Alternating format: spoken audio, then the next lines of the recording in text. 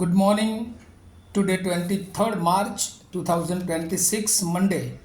Wisdom of word of God morning ડિવોશનમાં આપ સર્વનો ફરી આવકાર કરવામાં આવે છે અને પ્રેમી સલામ પાઠવવામાં આવે છે. આજે સવારે આપણે નીતિવચનોના પુસ્તકમાંથી એનો 16મો અધ્યાય અને એની 6ઠી કલમ પર પ્રભુનું ટૂંકું વચનમાંથી મનન કરવા માગીએ છીએ. દયા તથા સત્યતાથી પાપનું પ્રાયશ્ચિત થાય છે અને યહોવાના ભયથી માણસો દુષ્ટતાથી દૂર થાય છે. એનઆઈવી બાઇબલ પ્રમાણે પ્રોવેર્બ્સ chapter 16 વર્સ 6, through love and faithfulness sin is atoned for, through the fear of the Lord a man avoids sin. અને આજનું વચન આપણને બહુ અદ્ભુત શિક્ષણ એ સુલેમાન મારફતે પ્રભુ આપે છે કે જે લોકો પ્રભુમાં વિશ્વાસુ છે તેમને એક ખાતરી આપવા માગે છે કે તેઓને પાપમાંથી મુક્તિ માટેનો એ માર્ગ એ ઈશ્વર પાસે છે. કારણ કે Lord brings freedom from sin. અને એટલા માટે ઈશ્વર એ જાણે કે માણસોને માટે એ પાપમાંથી મુક્તિ એ આપનાર એક ઈશ્વર છે. અને એટલા માટે કારણ કે દેવે આપણા પાપોને માટે એ ખંડણી ભરી છે. અને એટલે કોઈક એ પ્રમાણે કહે છે કે આ દિવસોમાં પ્રીચ the cross and empty tomb.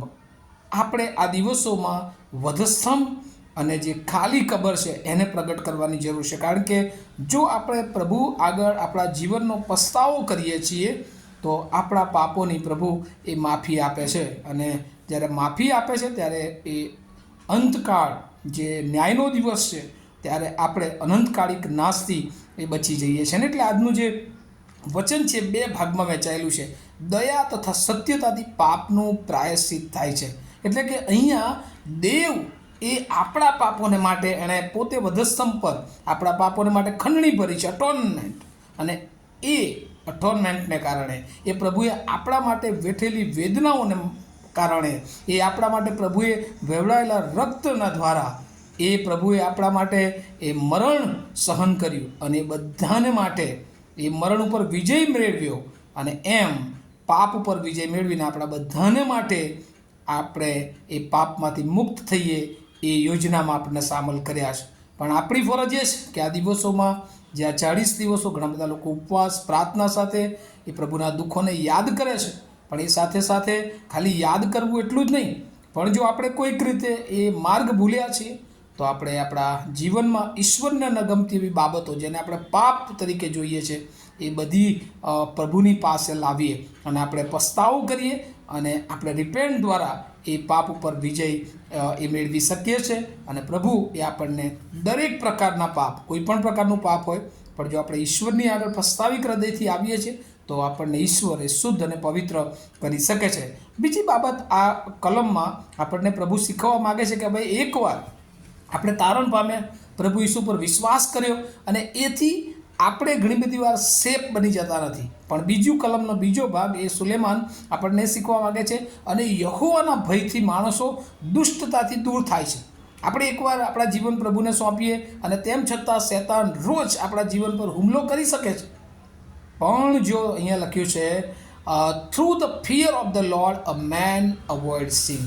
જો એના જીવનમાં ઈશ્વરની બીક છે, ઓબિડિયન્સ છે, આધીનતા છે, તો એ પાપને એ પોતાના જીવનમાં એન્ટર થવા દેતો નથી. આપણે બાઇબલમાં યુસુફનું ઉદાહરણ એ જોઈએ છે કે યુસુફ એ ઈશ્વરને ઓળખનાર એ પાત્ર હતું. અને જ્યારે એના જીવનમાં પોટીફારની સ્ત્રીએ વ્યભિચાર કરવાને માટે આમંત્રણ આપ્યું, પાપ માટે આમંત્રણ આપ્યું, ત્યારે એણે ના કહી, એ છટકી ગયો. અને બિલી ગ્રેહામ પણ પ્રભુના મહાન સેવક પ્રમાણે કહે છે કે જ્યારે પાપ તમારી સામે આવે ત્યારે તમે એનાથી દૂર ભાગી જાઓ. અને યુસુફે એ કર્યું કારણ કે યુસુફ એ પ્રભુની બીકમાં હતો અને એટલે એણે પાપનો નકાર કર્યો. ભૌતિક વાનાઓ, ભૌતિક, શારીરિક, માનસિક, સામાજિક એ ઘણી બધી વાર એ પરિસ્થિતિઓ આવતી હોય છે, ઈચ્છાઓ આપણને શૈતાન આપે છે કે આપણે ભરમાઈ જઈએ અને ઈશ્વરથી દૂર થઈને આપણે પાપ તરફ આગળ વધી શકીએ.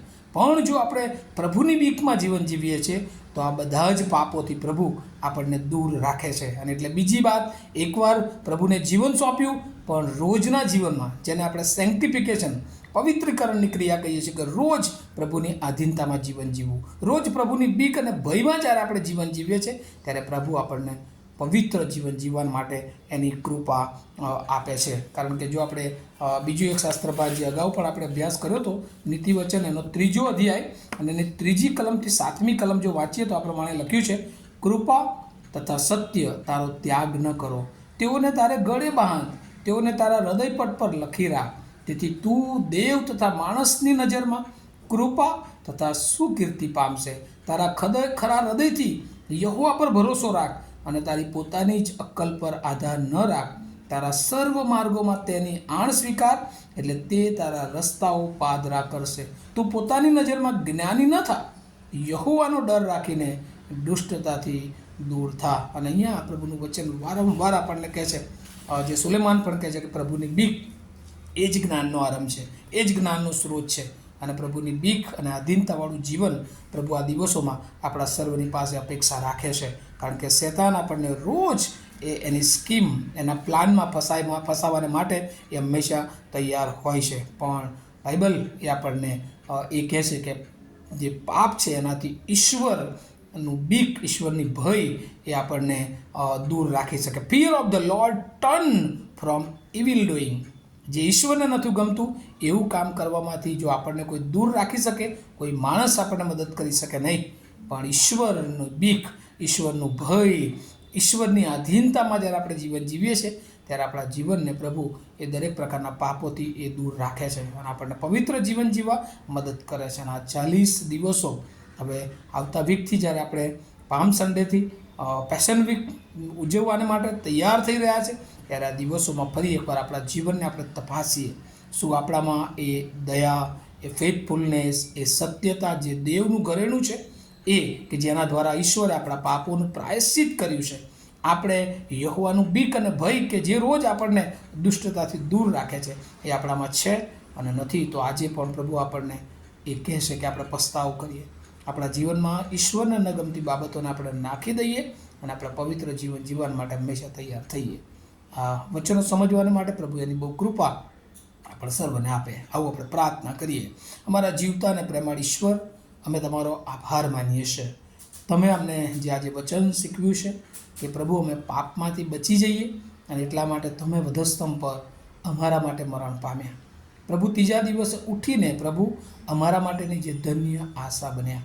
અને એ જ બાબત પ્રભુ સુલેમાન દ્વારા તમે અમને શીખવી રહ્યા છો કે રોજ પ્રભુ અમે તમારી બીકમાં, તમારી આધીનતામાં જીવન જીવીએ અને પ્રભુ શેતાનના દરેક પ્રકારના કાર્યોથી, કુયુક્તિઓથી અમે દૂર રહીએ કે જેથી કરીને પ્રભુ તમને મળી શકીએ, અનંતકાળિક નાશથી બચી જઈએ અને પ્રભુ તમારી આવવાની રાહ જોઈને તમને મળવાને માટે અમે હંમેશા તૈયાર રહી શકીએ. આ વચનો સમજવાને માટે અમને કૃપા આપો. અમે અમારા જીવનો તમારા હાથમાં સોંપતા અમારી પ્રાર્થના અમારા ધન્ય તારનાર પ્રભુ ઈસુના નામમાં માગીએ છીએ, માટે સાંભળો અને તેનો સ્વીકાર કરો. Amen. Have a nice day to all of you. Thank you.